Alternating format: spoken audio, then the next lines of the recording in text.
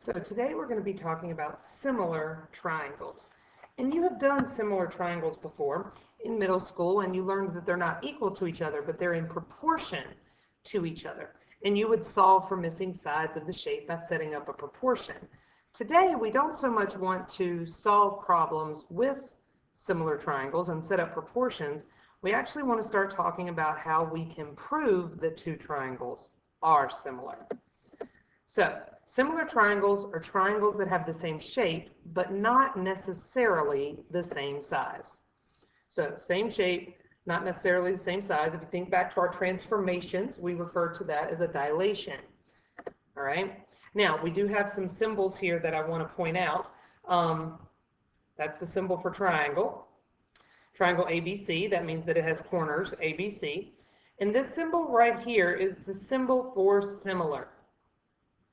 That is the symbol for similar. The symbol for congruent is an equal sign with that squiggly over it. But when it's just the squiggly, that's similar. So this is congruent, meaning the same size. That is the symbol for similar. Things to note that when we do triangle ABC and triangle DEF, A is the angle that goes with D. They're the angle that is the same shape, just a different size. So those angles are the same. They have to go in the same order. Angle B goes with angle E because that's the angle that matches up with it, and angle C goes with angle F. So it does actually matter the order that these letters go in. They need to match up. A goes with D, B goes with E, and C goes with F. They're the ones that match up. When triangles are similar, we know several facts. All right? 6 facts, as a matter of fact.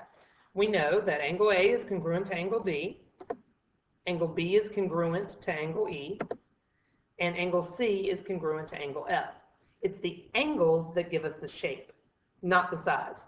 The angles give us the shape. The shape is the same, therefore all of the angles are the same.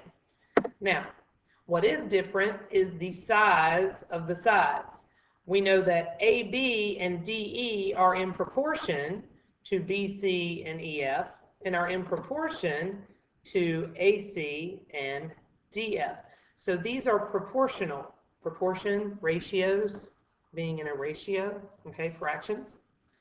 So they're not equal to each other, but they have the same ratio. So we get 3 equal pairs of angles, and then we get 3 proportional pairs of sides. Now, we know those 6 statements are true because the triangles are similar. If we need to prove that a pair of triangles are similar, how many of those statements do we need? We don't actually need all 6 because the measures of the sides and angles in a triangle do depend on each other. So there are 3 special combinations that we can use to prove the similarity of triangles, and it does not require all 6 facts to prove it. The first fact is the side-side-side similarity theorem, meaning that if you can show that all 3 pairs of sides are the same proportion, the same ratio, then you can prove that the shape is similar. So if you know all 3 sides of both triangles, you can prove whether they're similar or not. Now, let's say we don't know all 3 sides. We only know 2 of them. Well, if we know 2 of them, and we know the angle in between those 2 sides, then we can actually prove that the triangle is similar. If we can prove that the 2 sides are in proportion to each other, and we can prove that the angle in between them is equal, then we can prove that 2 triangles are similar. And then lastly, if we can prove that 2 pairs of angles are congruent, then we can prove that the shape is the same. Because remember, if a triangle is 180 degrees and you know 2 of the angles, then you know the 3rd angle too. So we really only have to prove it for 2 pairs. You don't have to prove it for the 3rd pair. So you either need to know all 3 sides, you either need to know 2 pairs of sides and the angle in between them, or you need to know that 2 pairs of the angles are congruent. Let's look at several examples of this.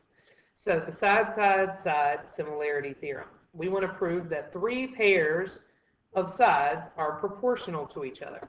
So let's say that I know that AB is 5 and FD is 4. First I need to figure out what is that proportion. Well, 5 over 4 is 1.25. So then I'll take another pair of the sides that line up. So BC goes with EF. So if BC is 12 and EF is 9.6, if I set that up as a fraction, I'm like, well, that's 1.25. Notice that they had the same ratio. That's what we're looking for. Now, if this third side has a different ratio, then they're not similar. But if the third side has that same ratio, then these triangles are similar. So let's figure out, what is 13 divided by 10.4? It is also 1.25. So because all three pairs of sides had the same ratio, this triangle must be similar to this triangle. Now, it is important to note that we went, methodically in order. I did the shortest side to the shortest side. They lined up. So that means that A must go with D, and B has to go with F, and then C must go with E. AC goes with DE. FE goes with BC. We did this triangle on top of that triangle both times so that we would make sure we were going in the same direction. Those are important things to remember. Now I can write that triangle ABC is similar to triangle, I got to go in the same order, so DFE. I want to make sure, because I know now that this angle and this angle are equal, this angle and this angle are equal, and this angle and this angle are equal, because similar triangles, all three angles match up and are equal. Now, let's look at another situation. So we have two triangles, but we want to try the side angle side similarity theorem. In order for this to happen, I need two pairs of sides. So I'm just looking for two pairs of sides. So if I have this side, it looks like it matches up with LK over here. So I'm going to figure out what their proportion is. 5 over 7.5 is 0.6666666, repeating. Now, another side. Oh, let's look. I do have an angle. It looks like angle H and angle K are both 70 degrees, so they're equal. And then I have a side 7 down here and a side 10.5 down here. When I do 7 over 10.5, I also get 0.666. So that gave me a side, an angle, and a side. So two sides is enough if you know the angle that is in between them. Again, we've got to match everything up. So we know H goes to K. Well, it's the middle of this whole angle. So if we started up here at G, over here we started up at L. So G went with L, H went with K, meaning that I goes with J. We went in the same order. G, H, I, L, K, J. And we know that they're similar. Now, something very important. The side angle side similarity theorem only works if that angle is between the two sides. It does not work if it's one of the angles that is not between it. So if I knew that was 5 and that was 7 and this was same sides as we had last time, but let's say we knew that this angle was 50 degrees. Doesn't work. All right, that does not work. It has to be the angle in between them, okay? I and J do not fall between GH and HI and LK and KJ. It's outside here. What that gives you is side angle. See, that gives you two sides and then the angle over here that's outside of it. And you may notice that spells a pretty bad word. Now, it doesn't work because it spells a bad word, but it's an easy way to remember. If you are writing a bad word on your paper, then it's probably not the right answer, okay? Side angle does not work. Side angle side does. So please make sure that you are very careful about that. Now, last but definitely not least is the angle similarity theorem. So this time we get off easy. Instead of having to show 3 things, we really only have to show 2. So I have 2 triangles. And I know that this pair of angles are both equal to 70. So N matches up with R. Got that they're equal. Next, I know that O and P are both 50 degrees. So I know that they are equal. By having 2 pairs of angles that are congruent, I know that these 2 triangles are similar. Again, I want to make sure I go in the same order. So if I have M, N, O, Well, M has to match up with Q by process of elimination. We know the other two matched up. N matched up with R, so R goes next, and O matched up with P, so they went last, and we went in order. Now, it is possible for two triangles to be similar by AA when they have two pairs of angles given, but only one pair is congruent. They are going to try and trick you sometimes. So let's look at an example.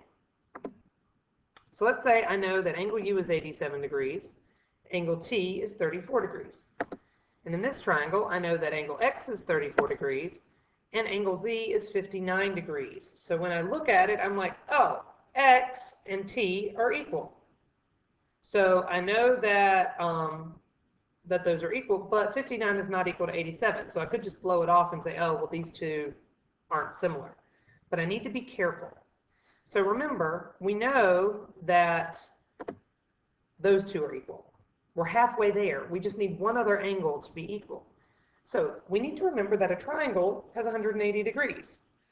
So if I take 34 and 87 and add them up, that gives me 121 degrees. And 180 minus 121 degrees is actually 59 degrees. So that means that this angle S is 59 degrees. Well, this angle is 59 degrees. So that means that angle S lines up with angle Z. And now I have the two angles that I need in order to say that these two triangles are congruent. So don't jump to conclusions if you see this has two angles and this has two angles and they're not the same. If one of them is the same, then you need to double check and make sure that that third one is not also the same. We could have done it from this perspective too and done 34 plus 59 and gotten 93. And then 180 minus 93 is 87, and we would have figured out that this angle was 87 degrees, and we could have still gotten, oh, well, that means this angle is equal to that angle, and we'd still have two pairs of equal angles.